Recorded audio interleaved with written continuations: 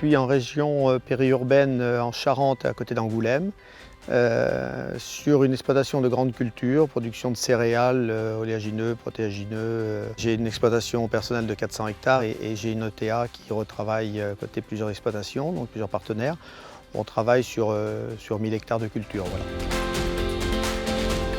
Les terrains sont séchants. Le seul moyen d'avoir une production et d'avoir une assurance récolte sur certains terrains, c'est d'avoir de l'irrigation.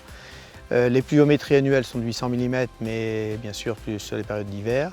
Et la problématique après, malgré l'irrigation, malgré l'accès à l'eau, c'est que la population ne l'accepte pas.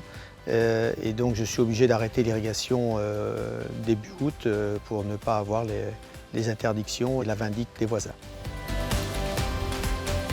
J'utilise Besta principalement depuis l'année dernière, depuis 1 an, sur des surfaces assez importantes l'année dernière en maïs où on avait constaté des différences entre les parcelles qui avaient du Besta et les parcelles qui n'en avaient pas, mais pas bien mesurées. Cette année, je l'ai mesuré en faisant des bandes d'essai sur 72 mètres de large dans une terre homogène. Et là, j'ai pu constater une différence assez marquée.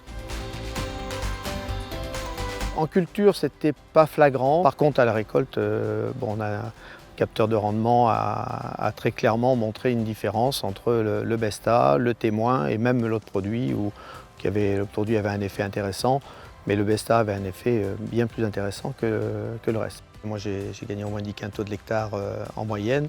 Je gagne 200 € de l'hectare, ce qui fait un gain de 3 à 4 fois l'investissement dans le produit.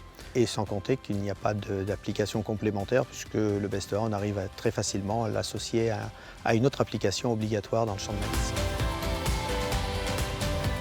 Le Besta maïs, maintenant, va faire partie des investissements de base dans toute production de maïs, chez moi, pour les exploitations que je suis. Et je suis très intéressé pour connaître les produits qui sont en tournesol et en blé. Si on a la même culbute et le même gain, il n'y a pas de raison, je risque de l'appliquer très généralement.